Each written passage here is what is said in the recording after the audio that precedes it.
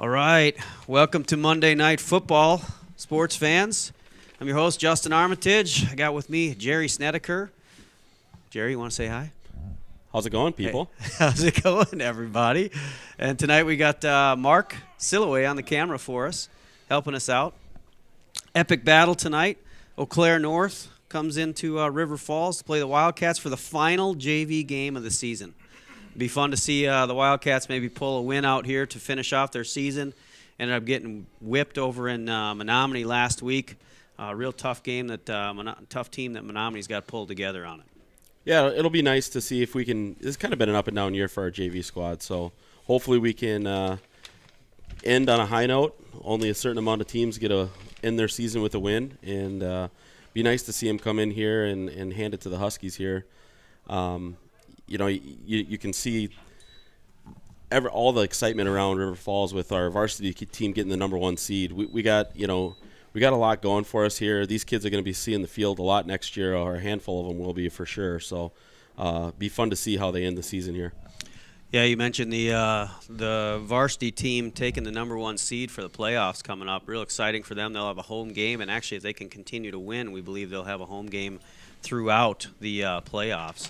So exciting for them. Wildcats won last night. I'm sorry, Friday night. The varsity won in Eau Claire relatively handily. I wouldn't say handily, but they definitely were able to get it done. So their first game will be against La Crosse Central. So, ladies and gentlemen, the talent has arrived. Oh man, Josh Lassie. How you doing today? I was hoping you'd give me a minute. I was kind of jogging up the stairs here. Excuse any heavy breathing. For those of you who don't know me, I'm not really in jogging shape. You are in A shape, though. I am. All right, so Wildcats receive the kick. Is that correct? Yeah. Wildcats start with the ball. Tino conducting huddle here.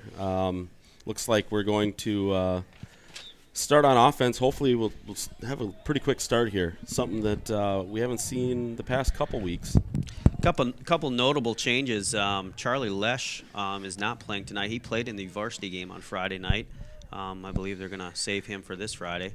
And our center, Marcus Shuttle, was injured last week, and hopefully he's feeling better and doing better. But new center in this week for the Wildcats as well. Just a good chance to get some other kids in there, get them some reps at the end of the season, and get them on film and see what they can do for next year. Let's go. Only 2 members of your law firm dressed today. That's right. What is that? There have to be 3. That's not a law firm then. That's just a small practice. Castabello carries the first time there for a few yards, second down and about 8. We did have an O'Malley last week, which I did mention that would be a pretty good addition to the law firm. Another good run, Castabello out around the edge. I just like watching that kid run. He runs so hard, and he's not the biggest kid on the field by any stretch, and he just lowers the shoulder. Yeah, he gets that edge there and just straight north, straight into the Huskies. That was a real good, solid run. First down and 10 from the infamous what, Justin? Well, it's actually the 51-yard line. 51-yard The 52 line. is the Technically, magic they're one. still on the 49 because that's the 49. There he just crossed the right through the 51 middle. and Yeah. then some to the 61-yard line. So three offensive plays for the Wildcats, 3 runs. Pretty dominant. I mean, you got just over 30, 35 yards with 3 running plays. Pretty impressive. Of course he is. Mm-hmm. The true talent has walked in the building. The Godfather. I wore my nicest slacks, too, and Yeah. just had to do me just one better. You just forgot your pocket square. I did. Pitch to the outside there again. Ooh. Oh, good tackle by number 80 of Eau Claire North. Yeah, he Yeah. closed the gap quick. That DN kind of read that, held his contain, and was able to bring him down a couple yards behind the line there. Yeah, I'm not sure any of these numbers are going to be correct on here because they do have some. I don't even have a number 80 on Eau Claire North. But Well, if anybody from Eau Claire North is watching, feel free to throw that into the comments. We're going to do the best with the paperwork we have. Research department was on vacation last week. Yeah, That is correct. the stats were. We don't have our typical notes. Another tough run there by Costabillo. Good run of 4, but it's going to bring up 3rd and long. Maybe a chance to see if we can get Tino's arm loose in this little cold day. This first day we've had that's been fallish football weather. Maybe I catch a number on the red shoes there. That's center snapping the ball. I have not yet. Tino with the roll. Oh, just bread and butter. Oh, drop pass, 4th down. Number 50 is the center snapping the ball there. Number 50 is not on the roster. Possibly one of those freshmen that they brought up after the freshman season ended. Again, drop the name in the comments. We'll be checking those periodically. That's a big spot to be put in. It's one of the only players other than the quarterback that touches the ball every single offensive play. Looks like we're going for it here on 4th and a long 8.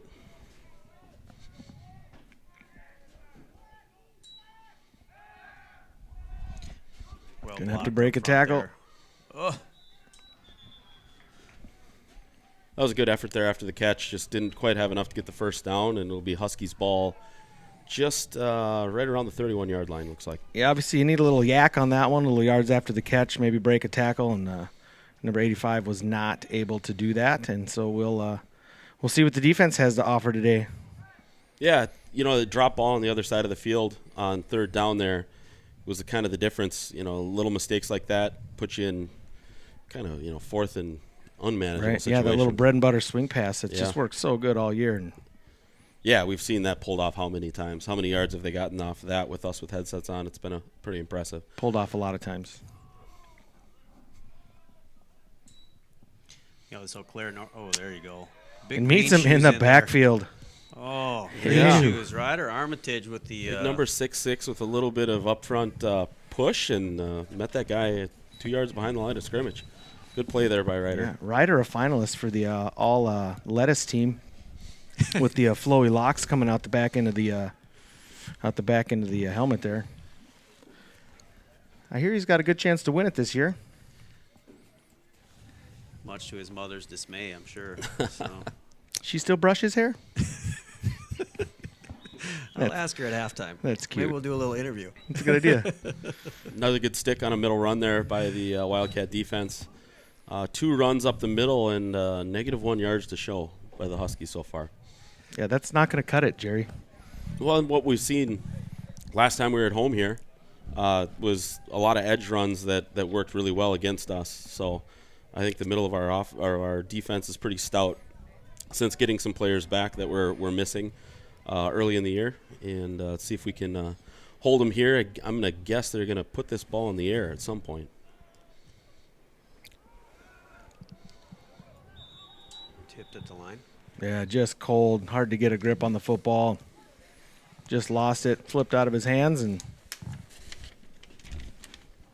I think they'd be wise to kick it. Yeah, deep in their own territory here. I think that would be the way that most teams would handle this. But you never know with JV football. Well, they do got the wind going with them, so wind is going to play a factor today too. I mean, we had a pretty stiff wind out of the north, which is going to be against the Wildcats at this time, and that should assist this punt if they can get it off here. Oh, that's a nice, healthy punt. Really good punt. Yeah. It's going to roll down to the 15-yard line. Austin Curdy goes over his head. Picks it up, gets a little something. Yeah, really good punt there. Flipped the out of field it, yeah. for the Huskies. Wildcats have some offensive work to do. Really showed some pretty good success with that middle run. Stalled out around the 30-yard line of the Huskies, but hopefully we can drive the ball down and put some points on the board here. 0-0 so far. Yeah, we're pretty used to seeing a balanced offensive attack out of this JV squad, especially with Massa at quarterback. He's got a really good arm. I was going to say really good arm for a freshman, but he just has a really good arm, and he's developed all year and gotten a little stronger. So, I think he can throw against this win, but we'll see if they stick to the script. Pitch to the outside to Austin Curdy, number 20. Another good hard run. Like you said, Josh, though, this wind is going to play a factor. And as we learned last week, it is Massa, like Mass. But, yeah, you're right. Tino he's shown a good arm. Good tight spirals can fight through this wind. But it is going to be a factor, and it'll factor into the play calling, I'm sure, for the Wildcats offense. Just like when I pure one off the tee box on old number 1. Little play action here. Going back to Logan, I believe. Logan Gore. Oh, and he's still Breaks running. a tackle. Just rumbling down there. Gotta love it. And Yep. We've seen this before with his coaching staff. You know, he had a drop on the first drive, put the ball right back in his hands, build that confidence back up. Good gain. First down now. Looks like we are right around midfield, just shy, 47-yard line for the of the Wildcats. And let's see if we can put something together and keep going. So yeah, not afraid to pass it. I do like a balanced offensive attack here, and we've done that all year. So good job not letting the wind get in your head. And that's when we've seen the most success out of this offense of the JV team too. First and 10 here, hard run up the middle, about 11 yards. That's going to be another first down. Lowers really the good. boom, gives him the business, gets about 3 extra yards on that. There's a certain running back out of Dallas, Texas that I wish ran that way. Tony Pollard? Nope. Oh, I missed it. Okay. Yeah. Well, 0 for 1 on the trivia. First and 10 Wildcats, 46-yard lines of the Huskies. Another drive where we're moving the ball pretty easily. Hopefully we can keep that going, keep that balanced attack like you said. Wildcats up to the line. Little pistol formation, bunch left.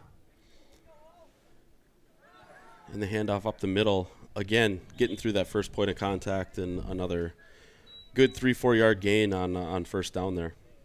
Running hard, always falling forward. You like to see that, especially out of young running backs. You know, never take a yard or two for granted. Yeah, and like we mentioned before, these guys, this is their last game of this JV season. At least a handful of these kids are going to be seeing the field next year at the varsity level. Varsity team has had, a handful of years of nice success. Hopefully we can get the ball into as many kids' hands as possible and keep that tradition going. Another handoff up the middle, and like you said, Josh, again, falling forward. Chew 'em up. Getting chunk yards. It's going to bring up a 3rd and manageable here. 3rd and 1 or 2. Looks like maybe even less than 1.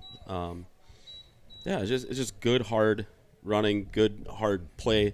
Offensive line's clearly creating enough space where all they're getting is a few arms on them, and the backs are able to run through those arms. And they're actually going to give him the first down there. Looks like he made the line to gain. And so we'll get a fresh set of downs. And First and 10 from the 30. And who to think?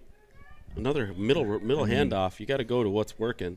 And this is definitely going to set up that play action that we've seen work so well. Tino's been so good all year throwing on the run.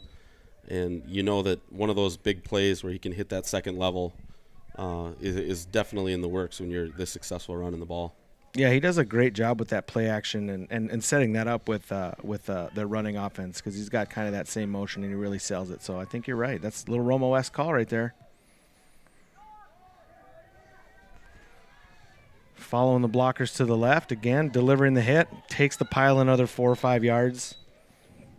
Yeah, and another thing that middle run game does is it really freezes those inside linebackers and makes them accountable for that middle run. And when you get a wide toss like that, there's 1 or 2 less bodies out there to try to stop it. Really, really well put together drive here by the coaching staff of the Wildcats and well executed by the players. Yeah, well blocked. He had a lineman that was pulling, and they had a tight end out there in front of him too, and he just kind of was patient and waited and found his crease and took it for about 13, 14 yards. We got first and goal here just inside the 10-yard line around the 9. I formation behind Massa. Spreading out some of the wide outs to the right. Run play up the middle. Pretty well defended there. A few yards on the first down. Just inside of, looks like it's just about a 1:45 left in the first quarter here. Time of possession-wise, the first quarter, Wildcats have done a pretty good job. Give the nod to the Wildcats. Yeah, tried to jam that one through the B gap there, just couldn't find much space and got a short gain. Our average run right now we have to be averaging 8-9 yards a run though. We'll take some of those again to set up that little play action look. A lot of guys in the box for the Huskies here. And there it is, just like you said. There is a flag back behind the play. In the area of holding, yep. Yep. Could be holding. Does look like he was stopped just shy of the goal line there. They got the ball placed on the 1 yard line. We'll see what the call is. It is holding on the Wildcats. That play will come back. So it'll be second down and second and goal now, back from around the 15-yard line.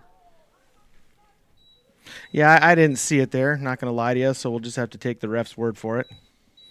Yeah, I didn't see what they saw there either, but I'm sure that there was probably some jersey grabbing. Long plays like that when extended with that play action sometimes can be a little stressful on the those O-line guys.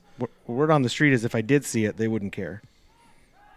Tino out of the shotgun, pass right on the money, up to about the 14-yard line. Number 18, Lucas Bushman. That's one of the first times we've called his name this year. 150-pound junior with the catch. Yeah, we're seeing some different numbers in here. Like we mentioned earlier, our center was injured last week. Hopefully he's doing well.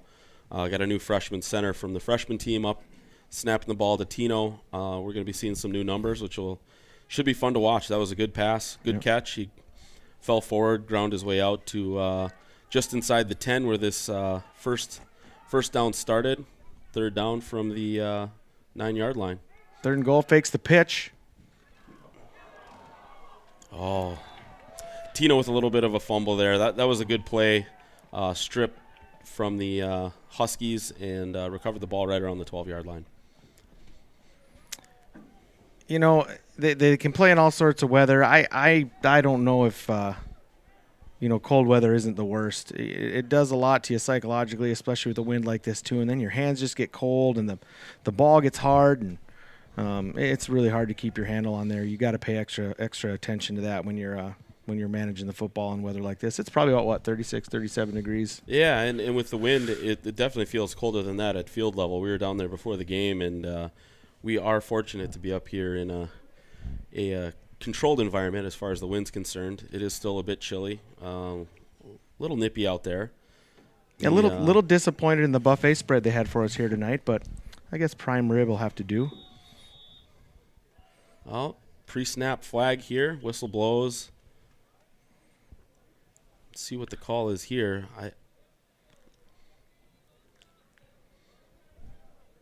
Did you catch that, Josh? It was a delay of game. A little late to get the ball snap there. That'll move the ball back to right just outside of their own 10-yard line. So it'll be 1st and 15 from the 10-yard line here. Like you mentioned, Josh, it is tough to handle the ball here. The Wildcats have to take advantage of that on defense too.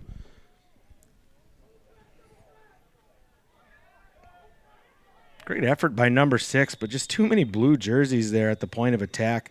He shed the first two guys, and then my guy Costabillo comes in and cleans house. Looks like a no-gainer, and we're going to go to the second quarter, switch the field with the score 0-0.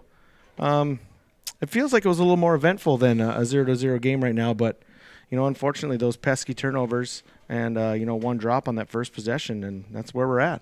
Yeah, we were able to move the ball. Wildcats moved the ball down the field twice.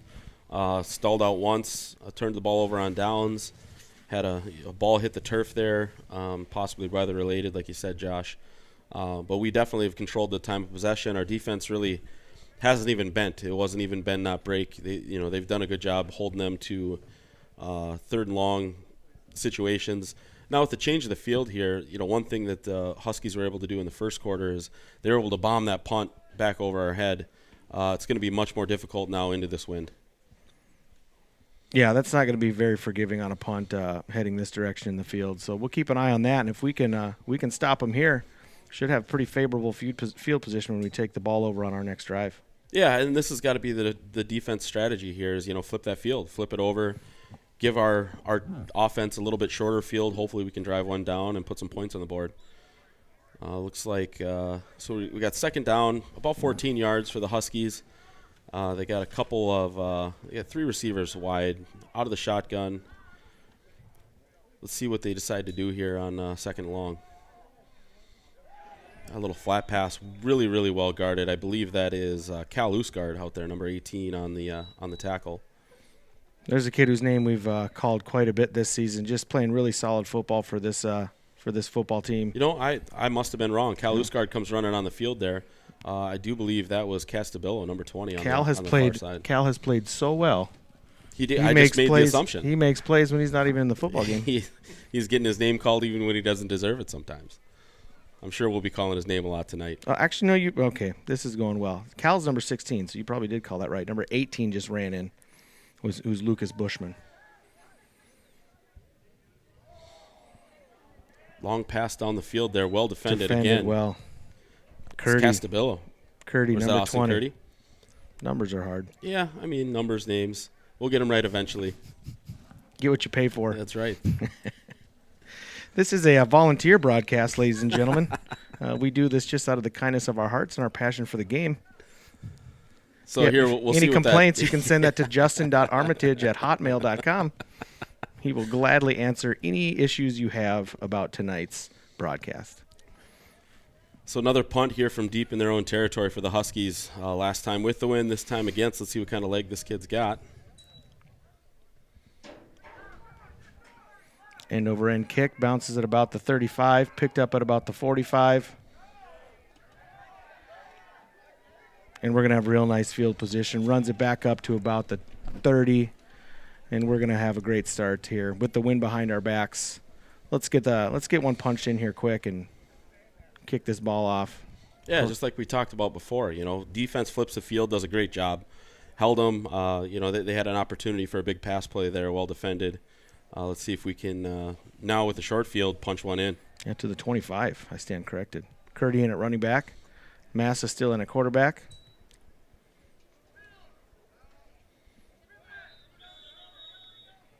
Not a lot there. He's going to get a couple going up the middle. It's going to bring up second down, and that is number 80. Ben O'Malley. In at running back. Yep, that's somebody we saw a little bit of last time we broadcast here at home. Like we mentioned before, we are now changing the name of our law firm. Yeah, that's what is that? Castabillo, Curdy, and O'Malley? That works, yeah.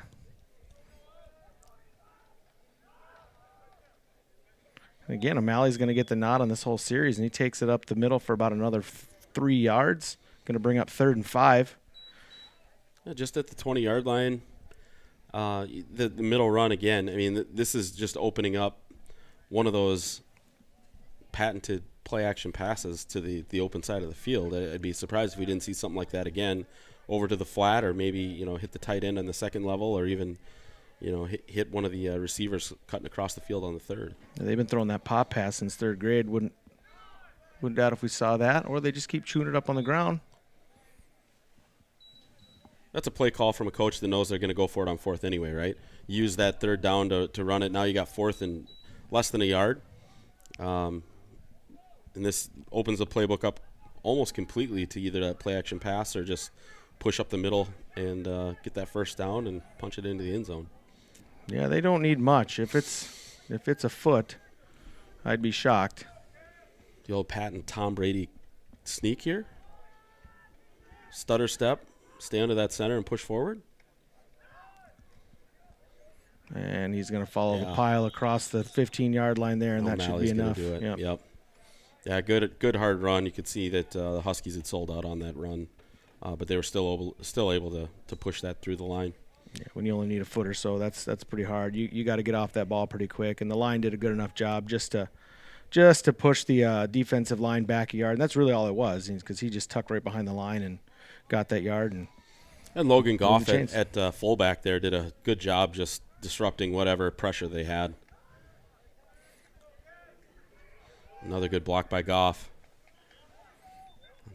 That'll take the ball down to about the 3-yard line, real close to a 1st down.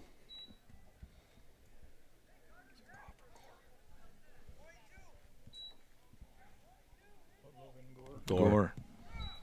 R's and F's are tough. I just think, speaking in general is a real challenge. Again, this volunteer broadcast is brought to you by First National Bank, River Falls, where you get what you pay for. Just kidding. First We and like goal doing this. from the This has been a 2-yard whole lot of line. fun. We appreciate them having us out. Surprised we made it this long. Another pitch, this time to the right, and he is met in the backfield, and that's going to go for a loss of a couple of yards. Yeah, that was number 74 with good push up front from the Huskies. He looks like it's Clay Luzinski, 5'11", 230, sophomore for the Huskies there that was able to get through and wrap him up behind the line of scrimmage. Those stats sound familiar. 5'11", 230? I'm not 5'11". No, I wasn't talking about you. Second and goal here from the 5-yard line. Line up in the I formation. Let's see if we can punch this in. Oh, I think we got a little excited, maybe a little false start there. Again, just little mistakes here and there, keeping us out of the end zone.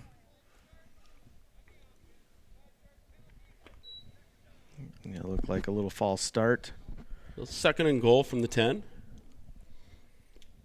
We did have a pass play drawn up there, Massa, with the play action. We'll see if they call anything all that different. I think you're right. I think we're going to see that little pass out to the flat, to that tight end or that fullback. It's just worked so well all year. As a coach, I mean, you kind of showed your hand there because the ball did get snapped before the whistle. You go right back to it, or do you change up the call? It's like double reverse psychology. I think you go back to it. Well, they don't changed think the you're call because he's out of the shotgun at this point. Oh, he's got a guy in the end zone. And he jumps up for the catch. He's in.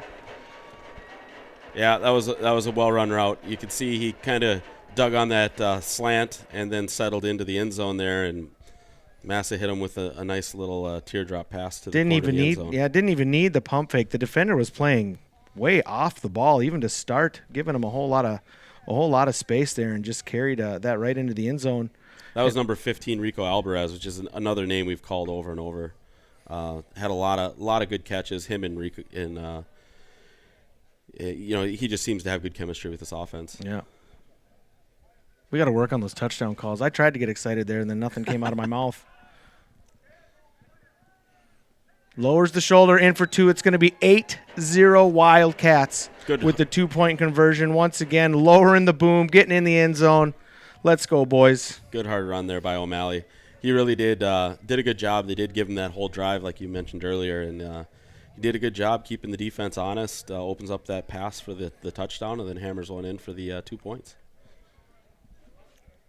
That's an area we've struggled a little bit this year. We don't have our statistician with us, but I'd say, we've probably converted on our 2-point tries, 20% of the time. Yeah, I was going to say. And that might be a little generous. So I don't think 50% is in the question from what we've seen. But end of the year here, last game, people are kind of. I think the kids are probably up and ready for this one. So hopefully we can. Keep the time of possession dominance has been pretty apparent here in the first half thus far. Huskies offense hasn't had many answers for our defense, and let's see if we can continue that after this booming kick here from the secret weapon. The secret weapon. Yep, still not listed. Brilliant. That's Robbie Anderson.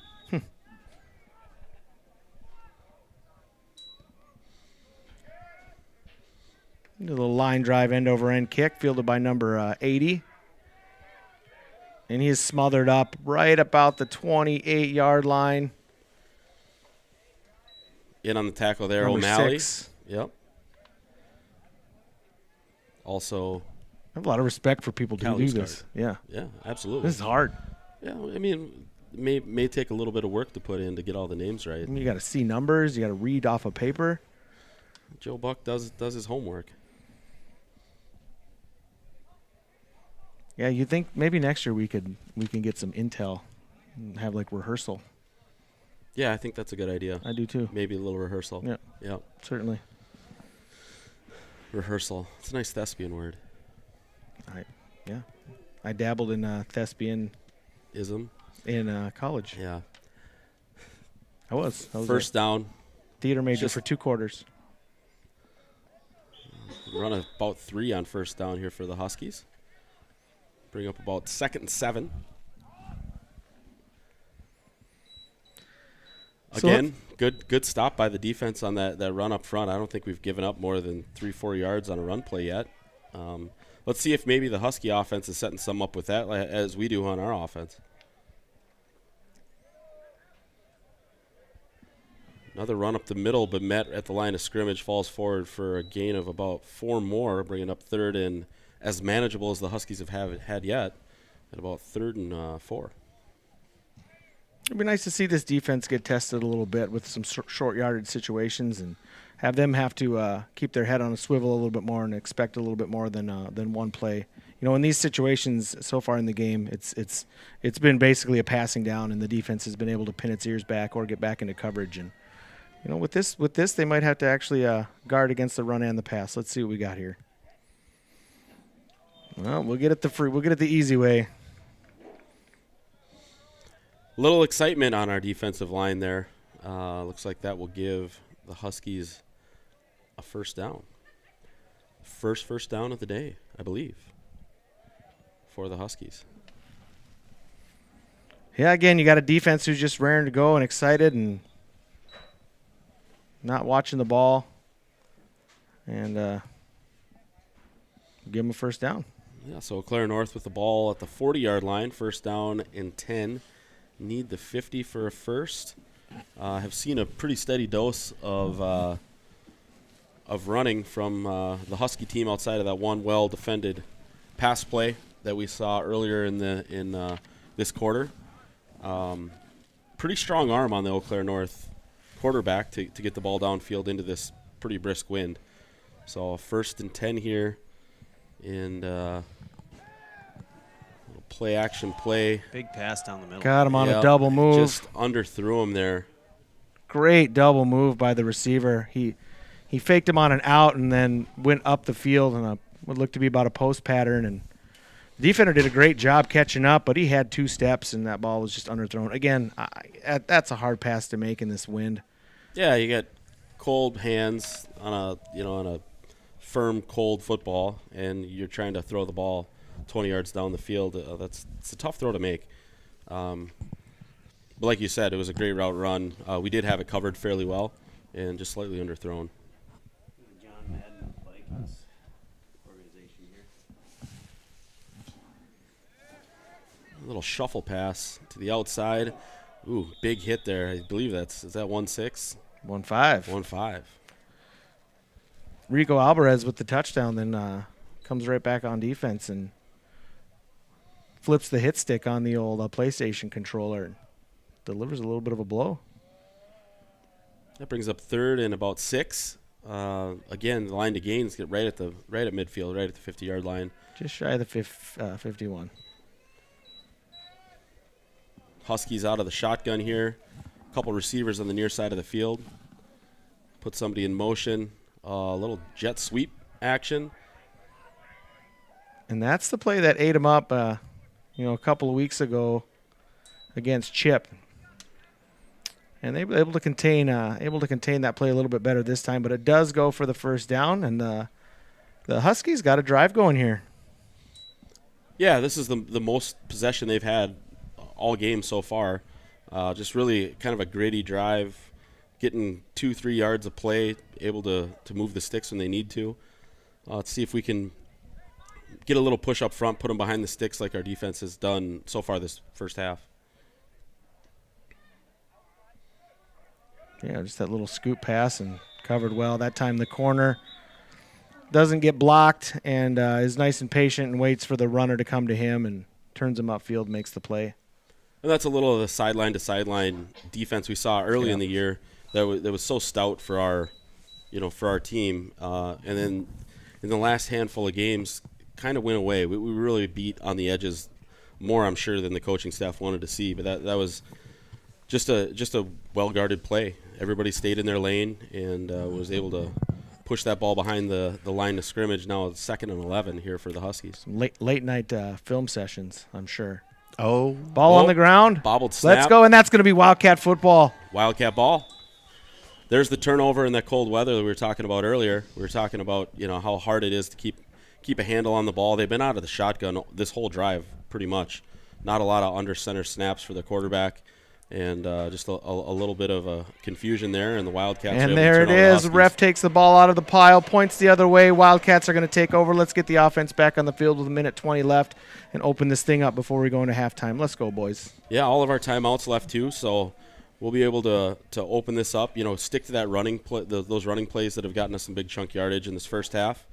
And hopefully we can put a few more points on the board, maybe punch one into the end zone and make this a 16-0 lead at half. Well, the dozens of loyal listeners are probably getting nauseous listening to us talk about this wind, but it's to our advantage right now. And with Mass's arm, I wouldn't doubt if he airs one out.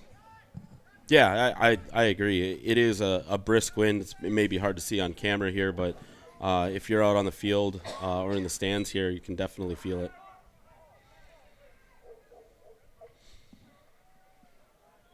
Nice toss play to the other side of the field. I don't think he was able to get out of bounds, but he was able to gain 4 or 5 yards there on first down. Clock keeps running here, 1:04 remaining in the first half.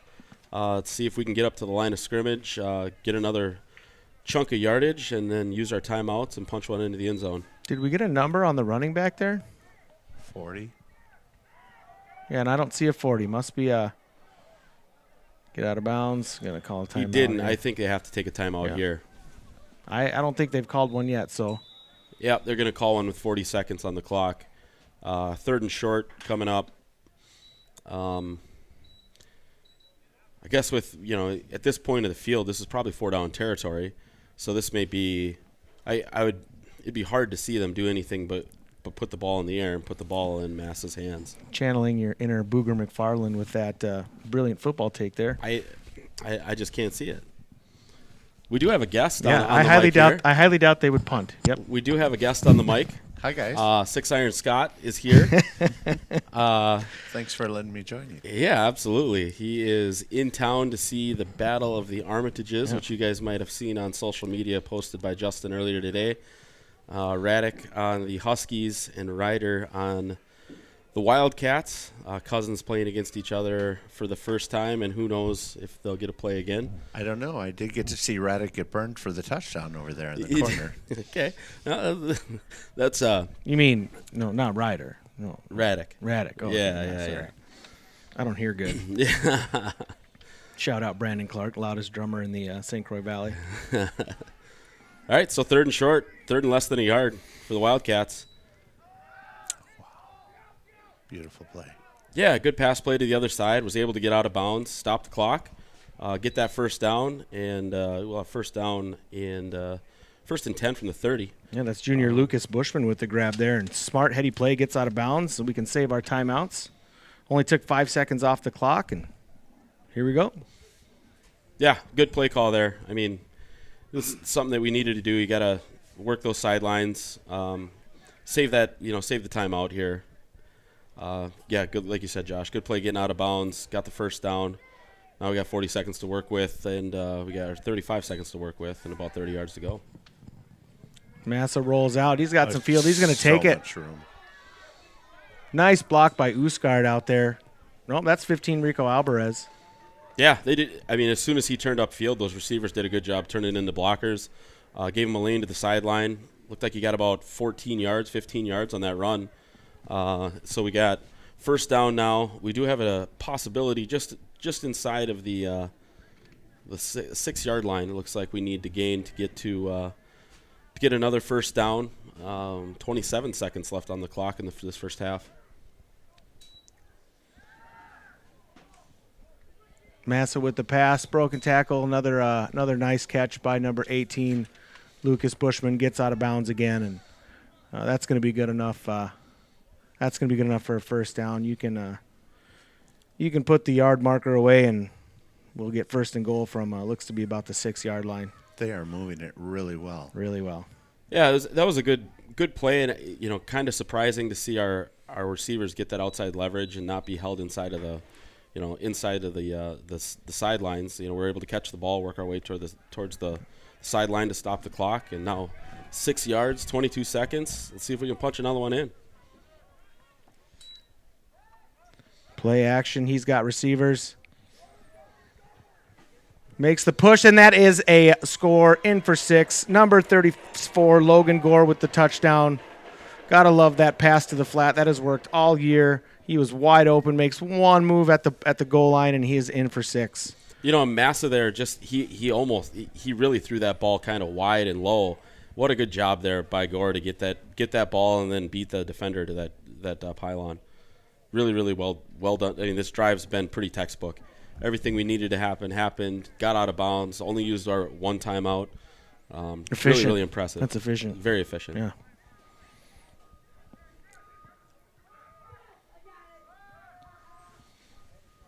We got options and another crisp pass. Great job getting down on the ground by number 89, Hayden Bottleson for the 2. And that's 2 for 2 on 2-point conversions, folks.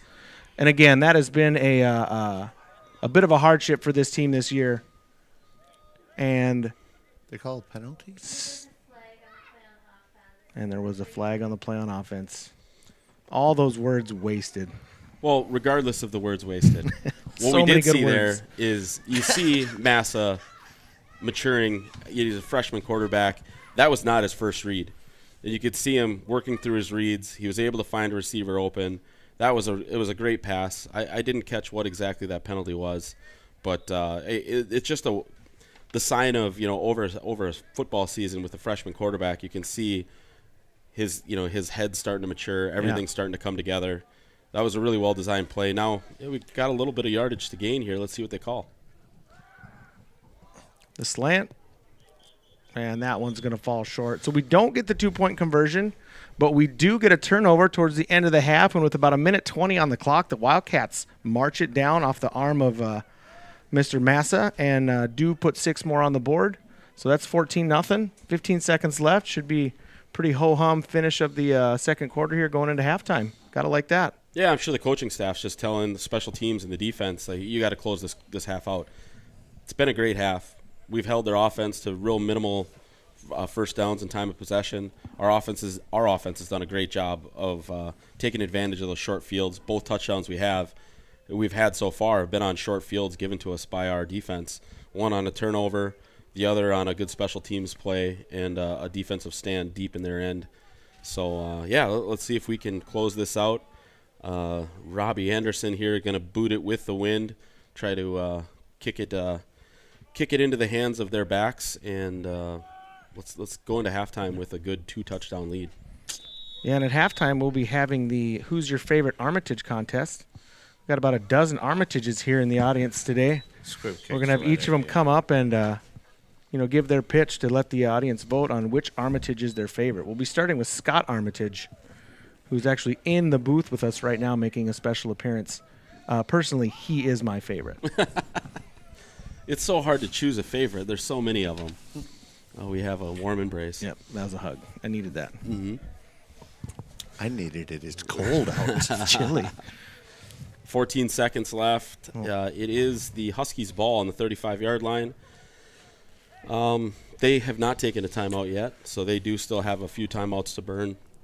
Let's see what they have in store. They got a long field ahead of them. It looks like we got 3 back playing more of a prevent look, just trying to keep from any of those big chunk plays from happening here. Huskies out of the pistol. Little pitch to the near side of the field, well defended by the Wildcats, able to swallow them up after about an 8-9 yard gain. Looks like North is going to be calling a timeout. Yeah, 3 seconds left. I mean, I don't know if they're going to draw up a little schoolyard pitch and lateral play, or if they're going to try to Statue of Liberty, do yeah. Who knows? We'll see how creative they get, but really all the Wildcats have to do is keep them from, keep the ball from going at this point. The old 57 yards. The old Billy Bob hook and ladder. Yeah, they could. You could. He's a 10. Yeah. I'm sure that's the discussion down on the Wildcat sideline. Just which lineman is going don't to bite get anything too hard. Which lineman is going to get the pitch? Yeah, exactly. I'm going with 66. They probably rush 2 or 3 guys. Just stay back. Make sure you bring them down. Yeah, it'll be interesting to see what they draw up here. The old annexation of Puerto Rico, maybe. That is another sick reference from Little Giants. Thank you. Yeah, what is that play? The annexation of Puerto Rico? Yeah. You've never seen Little Giants? No. Maybe you're too old. You're the cartoon? Maybe you're too old. That's the big giant. Oh, no, Little Giants. It's a Rick Moranis? No? No. Of Yeah, it's a Honey, I football- Shrunk the Kids fame? It's a football movie that you should watch. Enjoyable. All right, second down, 3 seconds left on the clock. Let's see what the Huskies have up their sleeves here. A little pitch trickery. play. It looked like he was yeah. trying to Going get a pass nowhere. off, but Wildcats weren't having any of that. That was O'Malley on the tackle there. Well read. Well done. What a first half for the Wildcats. I mean, Yeah. it was pretty dominant. Offense did what they needed to outside of that the one turnover we had there. Moved the ball well on every drive. Just a few things that held us up early in that half. Second quarter, we were able to come out with a couple short fields, and we were able to get the ball into pay dirt and take a 14-point lead into the second half. Yeah, I mean, the story of the year has just been a couple of things, and the Wildcats are really, really doing a good job, again, being disciplined. We saw a couple of weeks ago missing tackles, not being in the right spots, taking care of the football. Again, with the one turnover, but, we haven't seen a lot of the bobbled snaps or, the mishaps between the center and the quarterback, so not losing downs here and there to just silly plays. And, just a really well-executed half. Are you guys running with the new center? Yeah, so our center last week did get hurt. After the freshman season ended, we did call up a new center. So everything we've seen in the first half has been Great great. job. The one turnover was yeah. a good defensive strip from the Huskies. And, so far, real clean game. Each team's got one turnover. Our team was able to force punts a few times, one of which led to a short field and the touchdown. Our forced turnover led to a short field, and we were able to.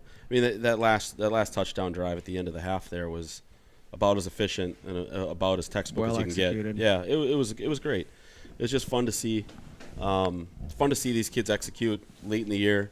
We've mentioned it a couple times already, but these kids are trying to grind their way to replace some of the seniors that are going to leave after this year. So, good hard-fought game.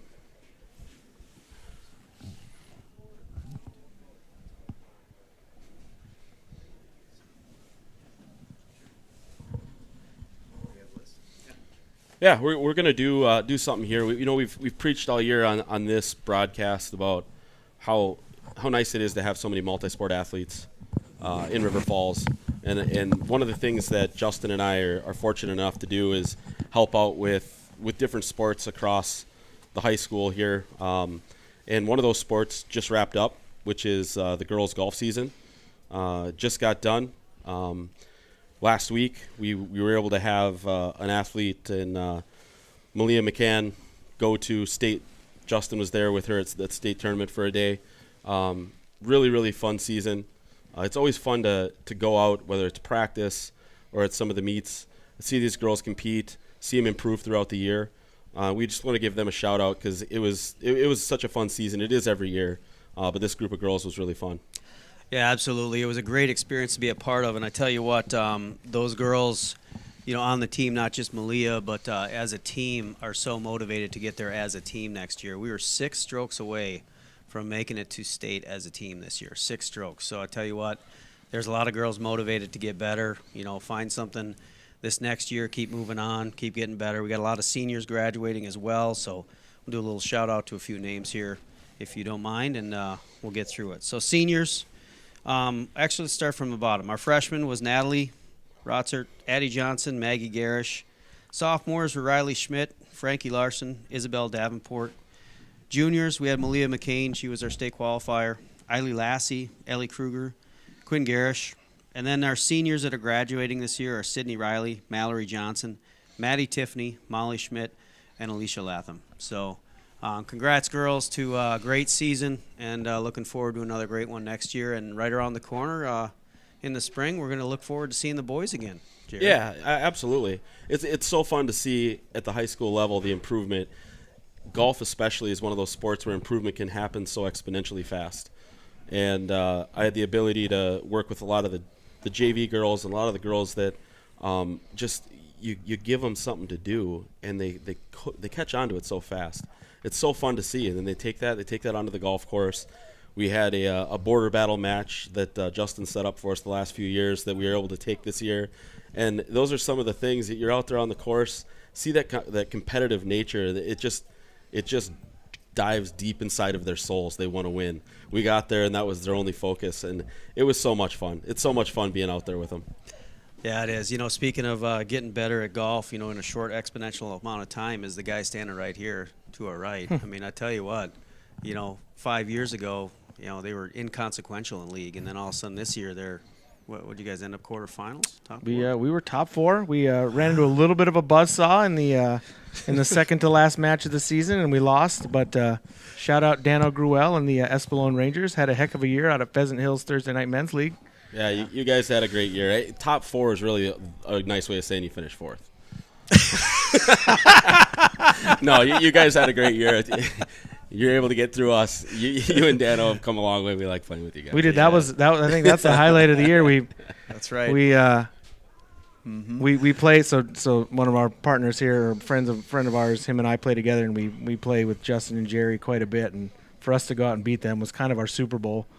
And they warned us not to take it that way, but I think we might have. I think we beat you all the week before that match to go to the final, and we were fat and happy. Yeah, that was fun. Yeah, always a good time.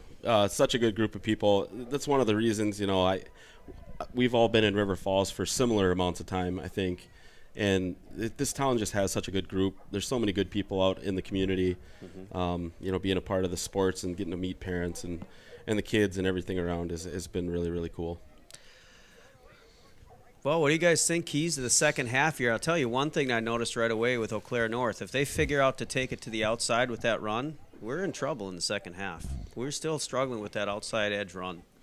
Yeah, I mean, all their runs up the middle, we've really, really done a good job containing. Our defensive line's been pretty stout.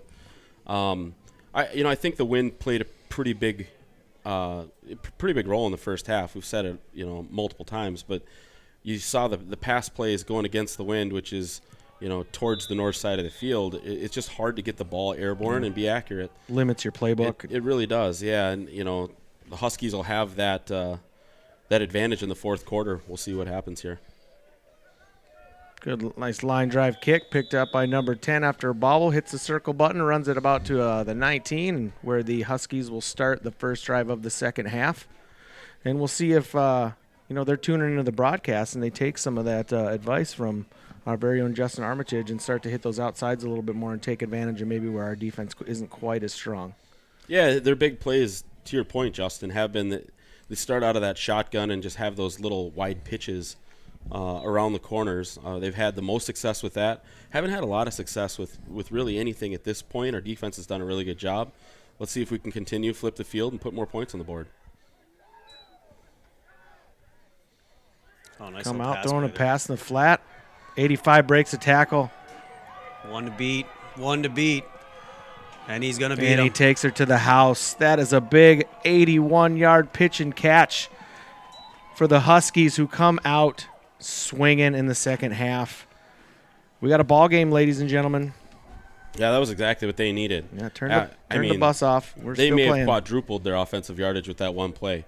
What a run. I mean, he caught that ball a few yards beyond the line of scrimmage, and then after that, it was all 81. Says Tori Epps on our program here. And, broke a couple tackles, and then that was it. Turned on the Jets, and bye.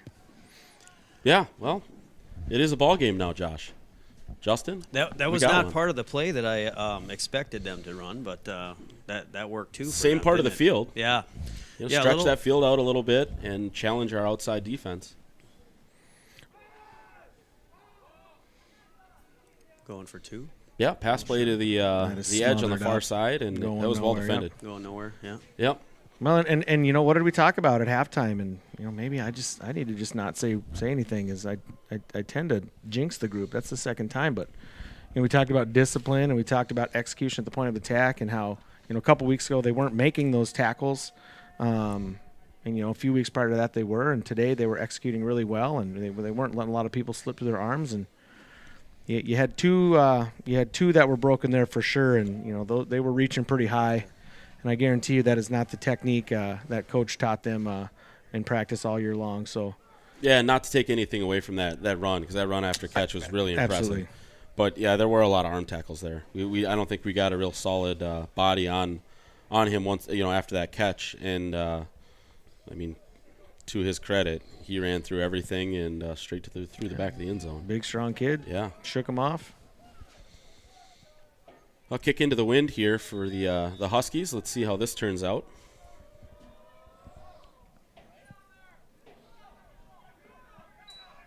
Just get on it, yeah. Bo. Yeah, short kick, a little bit of a bobble. Looks like we'll take it right around the 35-yard line. That number 50, I was told, was Vinny Anderson, I believe it was. Vinny Anderson, the center Center, for tonight's game. Yeah, he's done a great job so far. If you all hadn't said anything, I would have never known it was his first game, and playing with the JV squad. And I don't know if he's got some reps earlier in the year. He's but been playing for the freshman freshman Yep. group, right? But JV, that's a different level, different is. speed, some nerves, right? Trying to show the coaches what he's got and earn himself some playing time for next year. Yeah, I think he's played great. Which part of your law firm here? That would have been a Castabillo. Castabillo, yeah. With the hard run up the middle there. Looks like we've been getting these big chunk plays on first and second down, and outside of a few penalties, we've been doing a good job staying in front of the sticks and really not having many third or second and longs or manageables. Yeah, Curdy O'Malley and Castabillo, the law firm.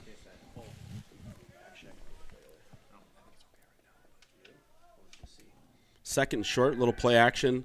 Looking for the flat. He's got the second level. What a great play. God, he put that right on his numbers. I just continue to impress with Mass's arm. Yeah, his arm on the run, we're seeing him go. That was not his first read. His first read was to the flat. That was pretty well covered. And he was able to get a ball in really to the tight end there that he wasn't wide open. He had a pretty good coverage on him, and he put it right on his numbers. Sure did. And, kudos to, he hung on to the ball there. That was Is that 89? Bottleson. Yeah. He was able to hang on to that and trudge forward for another few. River Falls starting to be a bit of a tight end factory. Every year we seem to have one or two solid tight ends. We had Ethan Campbell. Joe Stoffel a few years ago who's playing some college ball right now. And, Campbell last year. And this year we've got Cade Mashevsky who's getting some serious college looks himself. And, Yeah, it's nice to have those big targets. It's kind of that little comfort, that little nookie blankie as a quarterback to be able to throw, those little short routes. And when they have good hands, it's hard to defend. Well, I did it again. My fault. That's all right. A little confusion on the exchange. Good gain on first down there. It's still third and manageable, 3rd and 5. Yeah, I was talking up the center again, and it's cold out there. It's going to happen. We just, it's things like that. You got to be able to fall on that ball. We gave up a down, but we didn't give the ball up. Now 3rd down, again in 4th down territory, or 4 down territory. Your playbook's wide open.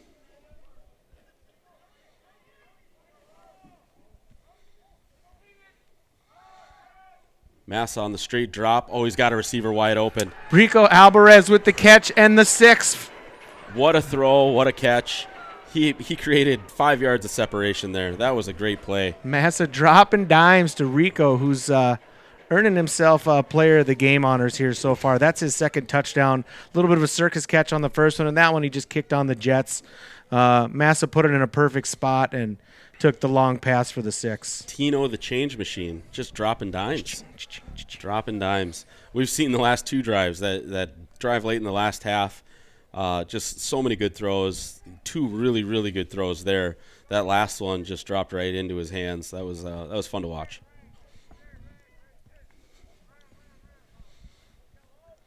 Going for 2 again here.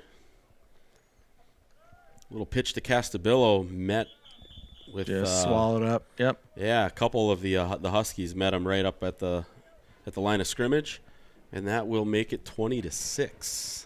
Yeah, that one was going nowhere quick. Had 2 Huskies, quickly 3 Huskies in the backfield, and Casabella just didn't have anywhere to go. But that was the response this team needed, right? Yeah, to give up a big absolutely. play out of the first half can be a little bit disheartening, but we come back, put a drive together, big play, to Alvarez from Tino there.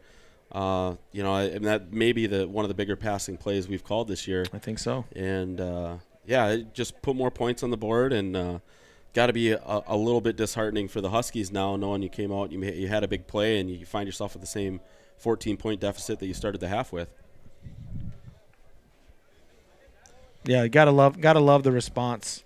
And even a couple of little snafus on that. The play right before, they had put the ball on the ground with that fumbled snap, and didn't phase them. Good job, boys. Robbie Anderson to boot the ball with the win this time. The secret weapon. The secret weapon. We got to get some of these. We got to get some of these nicknames coined and up to trademarked. up to the head guy. And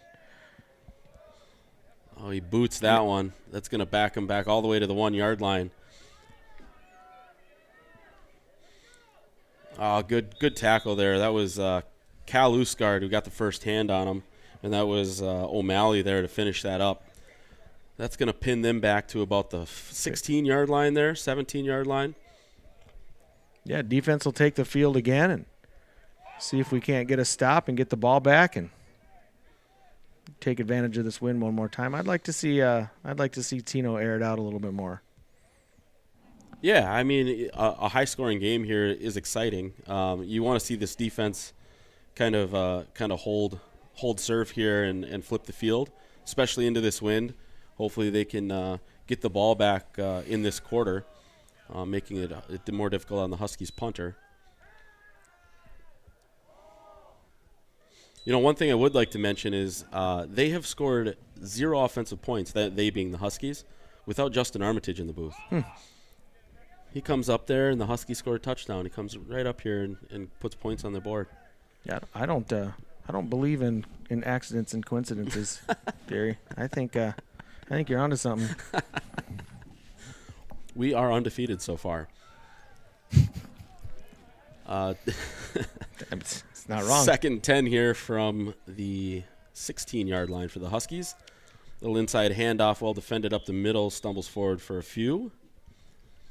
Yeah, not a lot. Again, just good speed to the football there with the linebackers closing in, and had a little bit of a gap there at first, but nobody in that second level to block those middle linebackers, and they cleaned house for a short gain. Yeah, so 3rd and 6 here.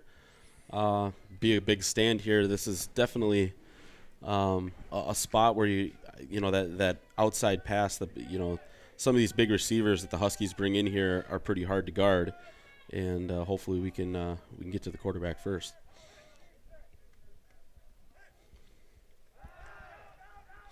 Good push up the middle. Yeah. Good movement by the quarterback there. Oh, just underthrew him too.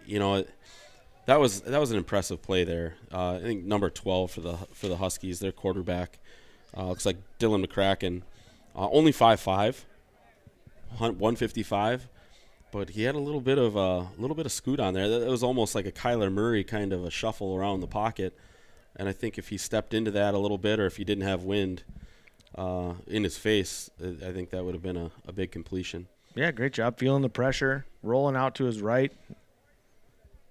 Not sure the coach is going to love the decision to throw it across his body back over the middle, but this punter probably feels safe with looks like 75, 6 foot, 200-pound personal protector there. Right.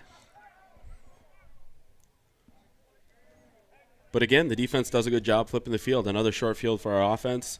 This has kind of been the story of the game so far, as our defense has been done a good job 3 times now, forcing them to punt from deep in their territory. The one time that they were with the wind, they were able to boot one back and kind of pin us down. But yeah, I think we are. Offense is going to have to take the defense out for dilly bars after the game. I think you might be right. Let's see what we decide to do here. One thing the Wildcats have done well all year doing, and I'd be surprised if we didn't see again, is just keeping the ball on the ground, getting those first downs, running the clock out. You got a big lead. Chipping away. But we're not going to take this ones lightly or slow. Curdy with the big run up the gut.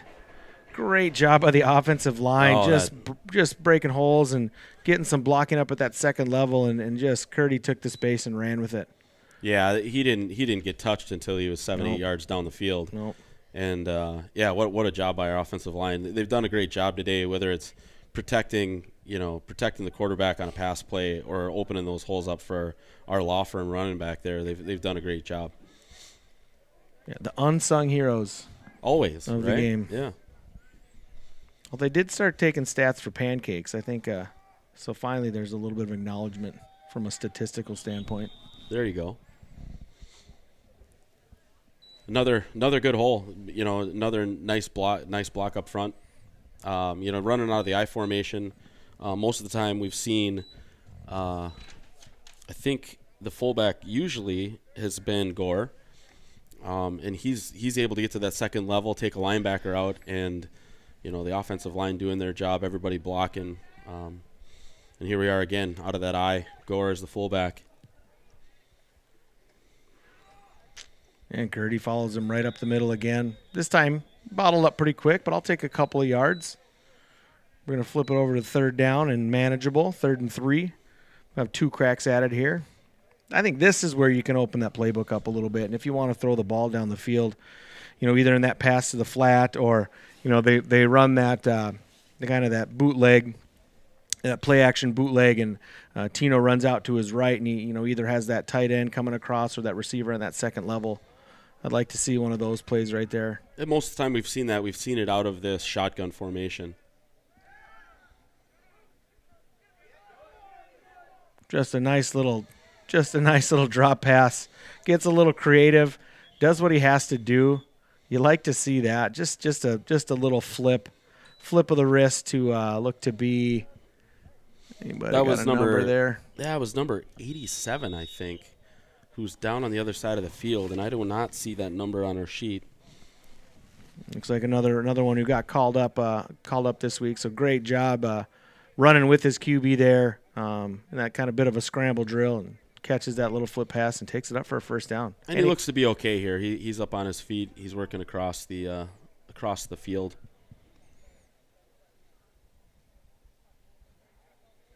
Keep an eye on him, make sure he gets back out there. Maybe just got his wind knocked out of him just a touch.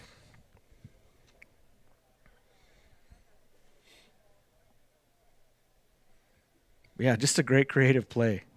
That's we've just seen Tino make a lot of smart decisions like that, and a little creativity, and this is going to be fun. We do have a comment on the center's name. It is Vince Anderson. All right. Or, as he's known here, Vince Pancake Anderson. The pancake. The pancake.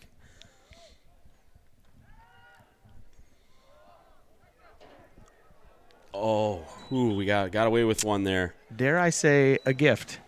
It was, yeah. It looked like that was where he was going regardless. He did a little pump fake, and when the ball was in the air, you look back there, you see 3 white jerseys and 1 blue jersey. We did get away with one there. That's a teaching moment, I think it will be in the film room. Yeah, absolutely. There was triple coverage. The ball didn't exactly come out of Tino's hand like we've seen a lot, but yeah, the Wildcats catch a little bit of a break on that drop, and now we've just got 2nd down and 10.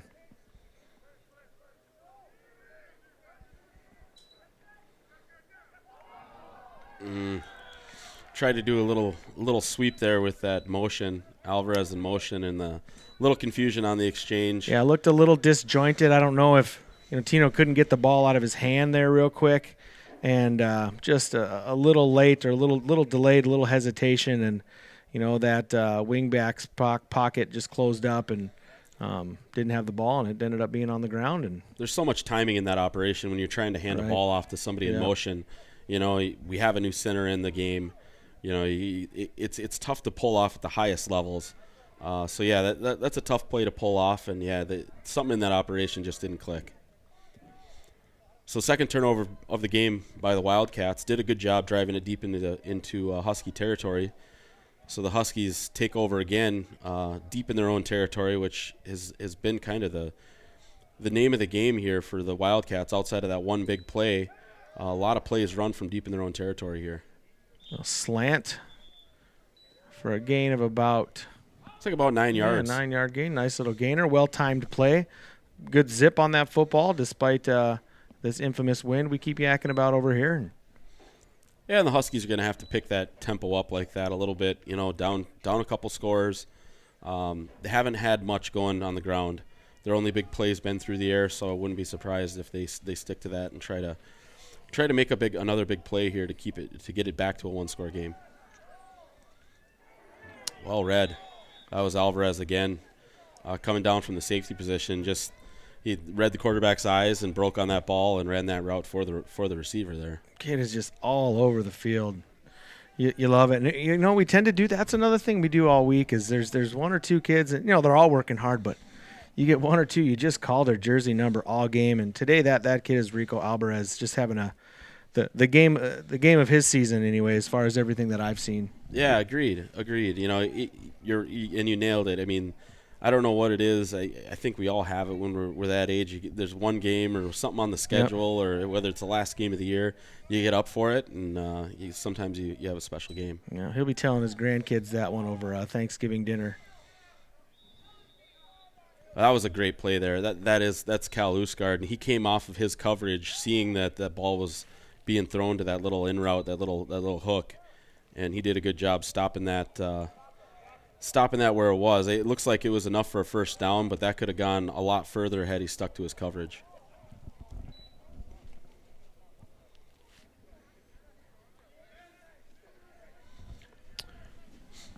So just inside 3 minutes left in the third quarter. Did we have? Okay, we got first down. All right. Yeah, that play was. I mean, it was a couple feet beyond the marker, but they did give it to him.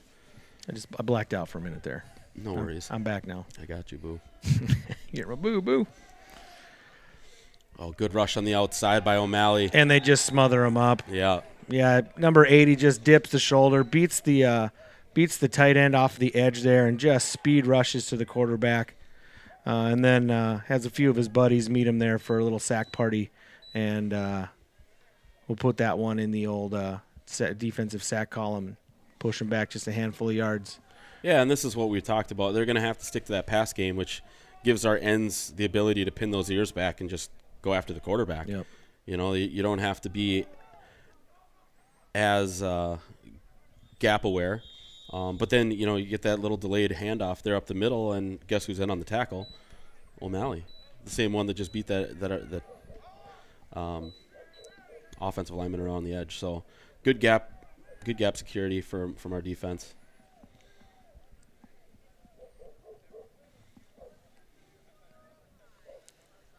That'll bring up, looks like third and long. Third and about Prescott. Clock's running here, down close to a minute left in the third quarter. So another passing down. We'll see if the defense pins their ears back and gets after it this time too. Better protection. Oh. Not poorly defended play. Really well thrown ball, but again, Gave his receiver a shot, yeah. It's tough in the weather. It is. It's tough to haul that ball in and to judge where that ball is going to go. He had to stop a little bit underthrown, but who can blame a kid for underthrowing a ball into 15-mile-an-hour wind? Yeah, that's just tough. You get put in those long yardage situations, and coming across the field too. It was about would have been about a 15-yard pass maybe on the stat sheet, but he had to throw it about 40. And the clock stops here, forcing him again to punt it into this wind. And look at that ball just hang up in the air. Yeah, a little bit of a high snap, and the punter did everything he could to get that ball off. But, yeah, once that ball got airborne, I think it was traveling back towards him by the time it hit the ground. It bounced backwards about 3 yards. Speaking of 6-iron Scott, that looks like about a 6-iron off a hole number 7 into the wind up in the elevation at Pheasant Hills Golf Course in Hammond, Wisconsin. Yeah. Hit it as pure as I could, but the wind just caught her, knocked it right down. Right, yeah, no doubt. And then we got, number 87 was Cal Dumond. Cal Dumond. Again, thank you for chiming in on the broadcast there. And again, thanks for the loyal listeners from Eau Claire, too, listening in. And, we appreciate y'all and hope you're enjoying the broadcast as well. Another just huge gap to run through. And O'Malley took the ball and just lowered his shoulders, trudged ahead for a good 20 yards. Yep. Yeah. And the story of the game continues to be the defense just giving the offense these short fields. I'm sure if you gave the coaches a chance to look at how the game panned out, they probably don't have as many points on the board as they wish they did. No. Oh, and just again, I mean, those Good are hard run. Pushing defenders back towards their own end zone and falling forward to about the 1 yard line. We're gonna have first and goal here from looks like just about just at the 1 yard line. A timeout called by the Wildcats. With 15 seconds left, I think the coaching staff is going to try to get this playoff with the wind to their advantage and not fight it on the other end. Kind of conserve the quarter. Get the kickoff with the wind behind your back. And for sure, yeah. That's a smart, heady play by the coaching staff. I mean, is that really think that's what we're doing here? That's a lot. Like that's smart. I think so. I'd have never thought all that. Those are things that I would think of. You got to be able to play to your advantage. You got those timeouts. You can't take them home. So give yourself a chance to make this a 3-possession game, like you said. Kick off with the wind and pin them back. I'm still thinking about the dilly bars. I have no doubt about that, Joshua. Love me a good dilly bar. We learned last week Tarnation Tavern is not open on Monday nights for their delicious Nashville hot chicken sandwiches. And they punch it in for 6. Nice run up the gut. O'Malley finishes the drive off. Again, lowers the shoulder. Didn't have a ton of room there, but he only had a yard to go. Yeah, he falls forward into the end zone. I mean, was that 3 touches by O'Malley and a touchdown? 3 or 4? He had that whole drive. They hand him the ball, and he trudges forward. And, I mean, he did everything you can ask for running back there. Yep. Love it. Yeah, no flags on the play. That is 6 points for the Cats. Let's take another crack at this 2-point conversion here, boys. Massa under center. Again. Handoff, and that time, not as much opposition at the line of scrimmage. O'Malley finishes off the drive with both a 1-yard plunge and then a 2-yard 2-point conversion. But we may even have a contest for player of the game here.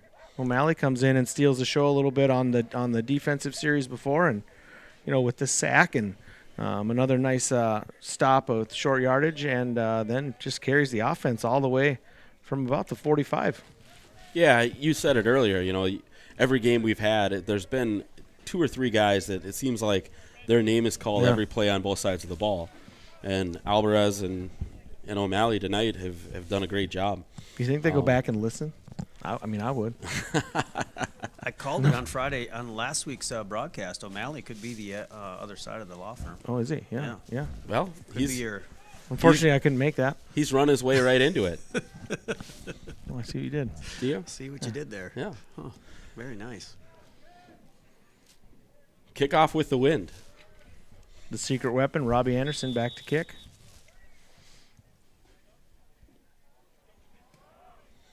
Gets under this one pretty good. And this time they do the reverse. Yep, number 6 takes it up the sideline for the Eau Claire North Huskies and doesn't hear the whistle, but he's actually should be down somewhere around closer to about the 22, 23-yard line, I think is what I thought I saw the ref indicate, but I did think I heard a whistle as well, but it does look like they're spotting the ball up closer to the 30. Yeah, I heard one early as well.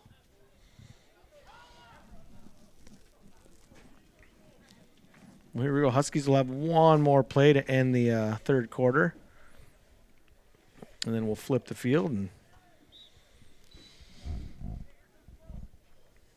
see if we can't close this thing out.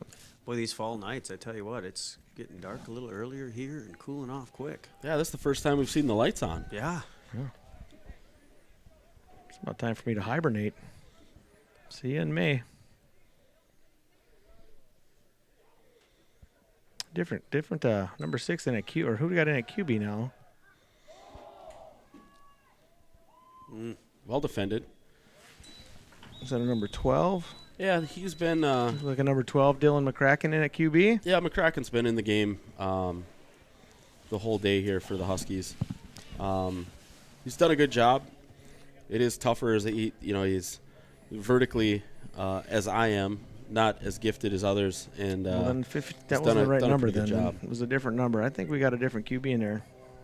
Yeah, I don't know if our number sheet is right or not. We'll see. I can't see things. Yeah, numbers and names aren't our strength. It's just Yeah. this is why we decided to come out and call a football game. We're good at other stuff. If The somebody list- wants to chime in and tell us what some of that other stuff is, that would be fantastic. There it is. Could really use a little self-confidence booster these days. Josh is good at being a Cowboys fan. Oh, yeah. Yeah. That's a good You know I mean- what, Justin? You know what Cowboys fans do when they see their team Okay, here we win the go. Super Bowl? What? They have to turn their PlayStation off. Yeah, that's hilarious. Every time. Wow, that's beautiful. Yeah, coming from a Vikings fan, it means a lot too. I'm not even going to dignify that with a response. Tell you what, tonight's game, I just want to give a shout out to. You got kind of a unique situation for the Armitage family tonight. You got two cousins playing against each other. Raddick Armitage is out here, 46 for Eau Claire North, and you got Ryder Armitage, 66 for River Falls. And I tell you what, sitting in the whatever section you want with my family, Armitages are well represented tonight. It's a little tough because they cheer for every play. I believe that's section 118. That's section 118. Yeah, so both sides are getting applause on both. And it's a number 16 in at quarterback, which would be Peyton McCracken. Well, what do you know? I'm going to guess they're brothers. A little double reverse fumble on the exchange, but he's able to recover it. I think we are going to decline that penalty and take the result of the play. That would be the signal. Penalty declined. The ref is making the same Yeah. suggestion. He is, yeah. He Doesn't heavily even look like he's suggesting going to it. give us the options. No. Do you want that? No. I think he regrets throwing his laundry down because now he's got to pick it up. So third and ways. So Have you just guys inside. called the mysterious 52 yet? Have you seen a couple? You know, it doesn't feel right without you Doesn't up. sound It the just same. doesn't feel right. Mm-mm.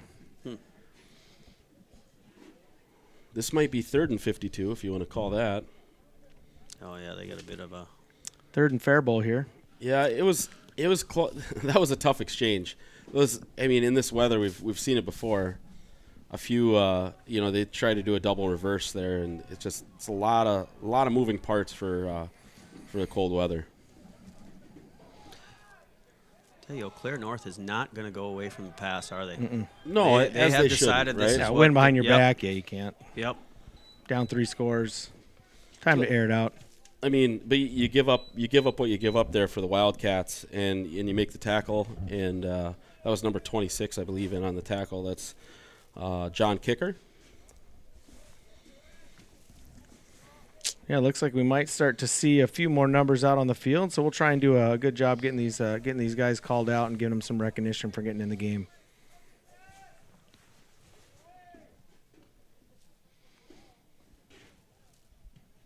There's a good punt. Well, laser Yeah. kick, yep. Man, I got a friendly Eau Claire bounce. That's going to go and go and go and stop on the 20. Nice punt. Way to flip the field from the Huskies, and the Wildcats will take over with 80 yards to go in order to hit pay dirt. You guys are probably going to get sick of hearing this, but the wind is pretty stiff. I mean, you can see in those last 2 punts that North had, one into the wind that went backwards as it hit the ground, and then the next one was belted over the head of our receiving team. So it is playing a pretty big part of this one. Yeah. Which member of your law firm is going to get the first handoff here? Single We'll see digit in number. break Castillo? Castillo? Yeah, I haven't seen Castabillo in the backfield. It's number 40. Oh, we've got okay, he must be a That's, a legal assistant. He think, won't get his name on the sign until he completes his bar exam and If anybody's got a name for number 40, Might be do we have that Cal. in the comments? I'm not sure. Nope, not on our roster. Part of the freshman group that got brought up this week. Yeah, I so think. please, throw those in there so we can announce some names. Yeah, good to see. Like you said before, good to see new kids getting the chance to get in the game. Hopefully, we can move the sticks still and keep running this clock down.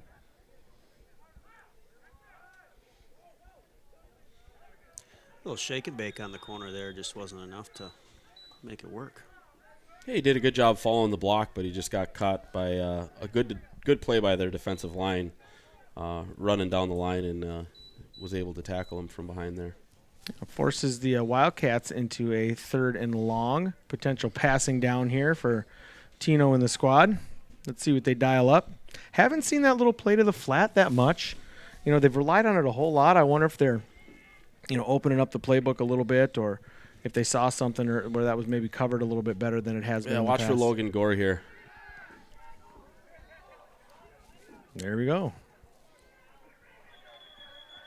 Oh, real close to the first down, but I think he's just shy. A nice second effort. He evades the tackle at right around the 25. The defender sticks with him, but he gets about 2 more yards and reaches there. It's going to leave him short about 4th and 2. And you're going to see the punt team come out and look to kick the ball away here. Give the Huskies a chance to see if they can't get back in this contest. Yeah, that was Cal Dumond on that reception. Good to see him back in the game. He was a little shaken up earlier, but did a good job getting that ball in. Yeah, he was just one broken arm tackle away from getting that first down.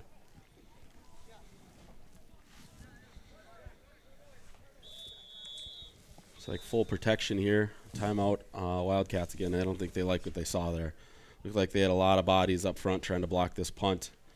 They brought in their gunners, but take a timeout, prepare for what they're going to throw at you. Because, at this point, you're down 22 clocks against the Huskies here. They're going to have to try something to turn the momentum in their favor. So maybe. Well, I was just going to – I think by default, Scott Armitage wins the My Favorite Armitage contest. I was just about to give Justin a chance to get into the running, but he went outside of the booth to spend some time with some family, which is always important. So we'll just give the crown to Scott. He was probably going to get it anyway, but – we did get a little bit of Dan Armitage on the away game the other day. He did join Justin for a quick minute. Yeah. I actually was having a hard time sleeping last night, so I turned the mic on so I could doze off real quick. Appreciate that, Dan. Another decent punt into the wind, but it's just so difficult to get the ball downfield. It stays on the Wildcat side of the field at about the Wildcat 45. So for the first time this game, the Huskies are going to start with decent field position. And their defense did a pretty good job flipping the field over for their offense. So we'll see what they come out and try to do, see what kind of urgency they can bring to try to get back into this game. And again, we've got some other kids coming into the ball game here, so a little bit of confusion, but plenty of time to get everybody on the sideline and on the field where they belong. And Wildcats are ready to play some defense. Yeah, a few numbers out there that are not on our sheet here. Freshman joining the JV team, which is good to see him get into the game. Yeah, love it. That was actually a backward pass. And speaking of number 85, not on our sheet, really, really well defended there. He sniffed that out and was able to get a tackle for loss.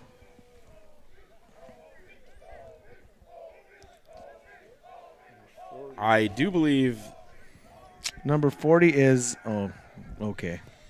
If we could have got a pronunciation on there, that would have been fantastic. I'll butcher it. Joe Tarasowitz? I'll take another swing at it. Tarasowitz? There it is. Did you give the French pronunciation? Is that the difference? It's I don't know what pronunciation I gave. Don't try to church it up, Dirt. I tried to read words. It's Deer It didn't go well. Well, words are hard. Another well-defended play there. And we have number 85 is Mason Novak. Thank you, Carolyn. Thank you, Dan, for chiming in there. We really appreciate that. Yeah, it's good to see these new numbers, new faces out on the field. So far, so good. Forcing a third down and about 12 after the first start in positive field position that the Husky offense has had today. Tara Savage. All right. Joe Tara Savage. Wow, we were close. A little bit of a low thrown ball there, well short of the sticks. It would have probably had a 4 or 5 yard gain, well defended. Quarterback did a good job throwing it to a place that the Wildcat defense couldn't get to, but couldn't quite pick that up off his shoelaces. Yeah, I bet the defense is hungry to finish this game out. Again, really one play today they've given up is really the only blemish on their record. Otherwise, about the best defensive effort I've seen out of the squad so far this year. Yeah, and it's a defensive effort that's included so many different people. I mean, we have called Alvarez and O'Malley, quite a bit in the first 2.5 quarters. But we're seeing a lot of people out here, and it speaks to the culture of the team. There's clearly throughout all three teams, at the high school level, a good, similar message being sent, similar systems, and they're able to plug and play different people in it at all the times. It's really fun to watch.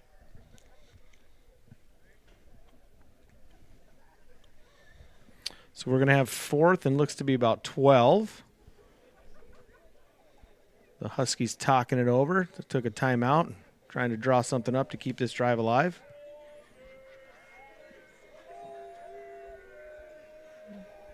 You got the boys on the team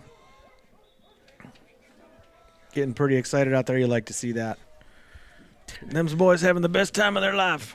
I that was some of the worst name pronunciation efforts that we had. Tara Savage. Again. We were nowhere near it. We're good. Get what you pay for. 4th down and long for the Huskies. Let's see if the defense can put a cap on this. The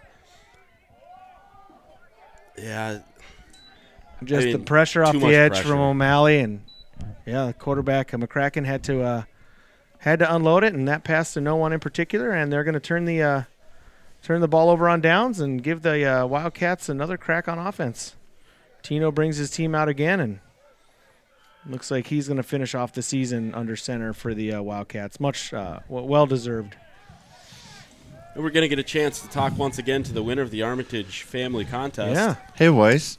I mean, it was 6 Iron Scott is back up here. It was hard fought. Thanks, guys. You're the only one that actually got a word in, and you basically earned it by default. Because Scott, do you want to tell the story about why I call you 6 Iron? Sure, I'll share that with everyone here real quick. It seems as if I have a tough time keeping the head of my 6 iron on my shaft. So there it is. Yeah, it was a lot of fun to watch. Tara Savage with the run takes the pitch up on the right side. Yeah, he's able to get the corner there, and nice little gain on first down. Looks like a gain of about 6 yards. So, I mean, was it equipment failure? Was it anger management? it was a barbed wire fence. Oh, Some people should take a drop. It was game management. Yes, Okay. it's actually. yeah. Sometimes it's best to just take your medicine. Well, I learned the term "What would Justin do?" after that play. So We have bracelets. Yeah. Yes, Turns we out did. they've been selling them for decades. Yeah, Yes, they did. What would Justin do? Yeah. Who knew? Justin would take the drop. Yeah. It's a wise move. So boring though. yeah. Golfing with him is like watching paint dry. But it's nice paint. Well, Sherwin-Williams I mean- stuff. He is a good golfer. So 3rd down and about 7 after a loss on the running play there. Nice play. Tino action. to throw. Really nice play action. There's that little flat pass you've been looking for, Josh. They just put it in their back pocket and said, maybe we'll use it to ice the game in the 4th quarter. That was Bergen Bernhardt on that catch and run there on the outside. Just well executed play. We've been seeing him run that all year. Haven't seen it as much tonight. It looks like they opened the playbook up a little bit more for Tino. But, yeah, Old Faithful, when you need it, go back to it and pick up a big first down. Right, bread and butter. So you guys tell me about their season. How's it been? So far it was a little up and down. We've had some games that looked like we had them under, or we could have had them under control that got away. Stole a few. I think we, in general, what we're seeing is a young offense kind of hit stride, and our defense tonight. We've struggled the last few games that we've broadcast, but tonight has done a good job. Just being pretty balanced, staying in lanes. Overall, I think with the success our varsity team has had, it's a pretty bright future, and I think the install on what they're putting into the JV team and the freshman team's kind of showing tonight. Well, they seem to control the ball very well. At their best, they have, and they've struggled a little bit with turnovers offensively at times. We saw earlier in the year they're doing a little bit better job with ball security. We got a holding there. Looks like you might have a hold out on the edge. Going to push the Wildcats back about 10 yards. Had a jet sweep to Alvarez there. Didn't really get very far anyway, and the Wildcats are going to have 10 more yards here. They're going to use the old Josh Lassie, get all your players into the Pro Bowl strategy. Did you do that? You Madden, you could make all your team members, and if you had to get everybody into the Pro Bowl, that's you could take the kickoff, you could run it back to the 1, or you could just delay a game or false start for 40-yard penalties, and then I think that's what they're doing. There's a Pro Bowl in JV high school football, right? I think so. Second down and about 15. Less than 2 minutes left in the game. Someone's got to play in Honolulu. Wildcats 28-6. They don't even play in Honolulu I anymore. know. That's what I'm saying. They don't even play it anymore. It's a flag football game now. It's no. You're right. It's no fun. No, it's literally a flag football game now. They just changed that this year. Oh, is it? Tune in, yeah. Tune in. or don't. I won't I think judge that's either the way. problem. There's too many Pro Bowl players. Going to be busy that day, I think. Yeah, because nobody wants to play. Yeah, they're going to focus more on the skills competition side of it, but they're not doing a full game. It's a good idea. I agree. The pitch to Tara Savage, who's toting the rock for the Cats here. Nice gainer off to the left edge. Let's see what the play call is. 4th down and about 7. Looks like he's keeping them out there. Yeah, I mean, at this point of the game, you got a minute left. I'm guessing, you got Tino out there, to try to get his arm going, and you get a first down, the game's over. Yeah, if you can ice it right here and just be done, I think that's what you do. Yeah, they're just letting the clock run. It's cold. They're ready to be done. Well, the runner-up in the My Favorite Armitage contest is here, Mr. Justin Armitage. What's up, second place? If you want to talk into the microphone, you can get real close to your cousin's face. Should I shut off his microphone? About 4 minutes too late. I'm just kidding. And that'll do it. They go for it on 4th down, get stuffed up the middle. Yeah, we'll get And 26 they will, seconds here. They'll give it back to the Huskies, and the Huskies will run a couple snaps. And yeah, overall, well-executed game. Did everything we really needed to as far as possession of the ball. And really, we could have put more points on the board. Had a turnover deep in the territory of the Huskies and stalled out once, but really well put together game. Defensively, offensively, really all 3 phases.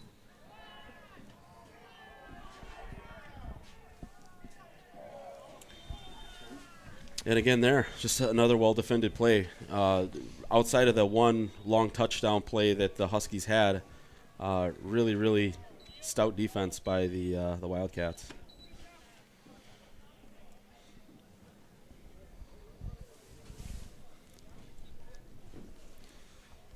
Looks like a late timeout called by the Huskies. This is where you drop the annexation of Puerto Rico. Felt a little like an unnecessary timeout.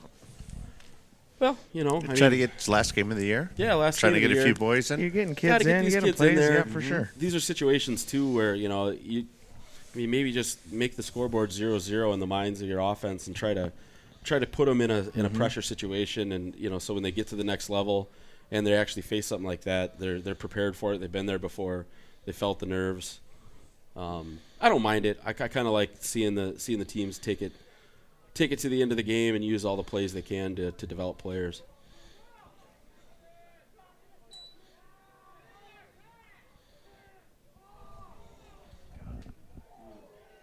Well defended. Looks like number 28. I don't think we've got that one on our program either. No, that's another new number, but same look. Every time we watch the defense, if you take the numbers off their back, it'd be hard to tell who's who because we're getting the same caliber of play. It's been really fun to watch. So down to the last 11 seconds, maybe a couple plays left with third down and fourth down here if they decide to pass it. I think anything tackled in the field of play will probably put this one to bed. A little delayed run play. Yeah, that was a nice little run play. Yeah, We nice were playing gainer, a about prevent 30, defense. Yep, we'll give them that though. Yeah, just they got into our third level, and we were there to put it into it. They did. They call another timeout here with 4 seconds left, so they're going to try to punch one in or draw another play up again. Just try to give these kids the idea of what it takes to have to try to score some points late in the game. So one more good defensive play for our boys here, and pretty impressive win to close out this JV season. What do you guys see moving forward for our varsity squad? I know we got a game on Friday. Looks like we'll be home coming up here. If we can keep rolling, we'll be home throughout most of the playoffs. What are you guys looking for our varsity team? Before we dive in, did I not see that once you get to second or third round, is that's in Hudson? I think if I'm not mistaken, if I looked at the bracket, I think the neutral site was Hudson. Yeah, right. So. Yep. But as far as our seeding, sure, being the first seed, we'll keep home field advantage until we do move. We'll just be playing close to the home for quite a while, even if we're not at our own field. So certainly advantageous to be close to home for sure. We do a lot of traveling in our conference, and it is nice to have that neutral location close. I think this varsity football team, maybe not as flashy or splashy as some of the other teams we've had in years, but if I can use a cliched statement from the lores of playoff football, is they play a brand of football that you can win out in the playoffs, right? They grind it out, they run the ball well, they play good defense, and that's the type of ball that carries you through the playoffs. Agreed. I mean, if you can get to the bread and butter and just kind of do what you do and do it well. Sometimes that is most of the time. I think that's more consistent than the big flashy teams that maybe have higher peaks but lower valleys as well. Yeah, got a couple of key kids rested up last Friday night, and I think they're going to go into the postseason on full steam, and I think they'll make some noise. This group's been pretty close a couple of times the last handful of years, and I don't expect it to be any different. Well, it'll certainly be fun to watch. I mean, we'll all be tuning in or at the games, coming up through the playoffs here, and looking forward to watch that, as well as looking forward to watch some of these boys out here that we got we're fortunate enough to get to come up here and mess around and announce this year. Goof around with my buddies and say a bunch of dumb stuff. It's been so fun. Yeah, Justin, thanks for setting everything up every week. And getting this ball rolling. We've had a blast. Yeah, what a great Monday Night Football experience we've had, right? This is kind of the kickoff to actual Monday Night Football, right? So, wow, this is good. Yeah. So that's been anyway, on behalf of my crew tonight, Mark Silloway on the camera, Josh Lassie, Jerry Snedeker, and our special guest, Scott Armitage, who is supposedly the my favorite Armitage by only one person in this group. Trophy's in the mail. Thanks for joining in, everybody, and we look forward to next season online. Have a great night. Bye. Bye. Bye.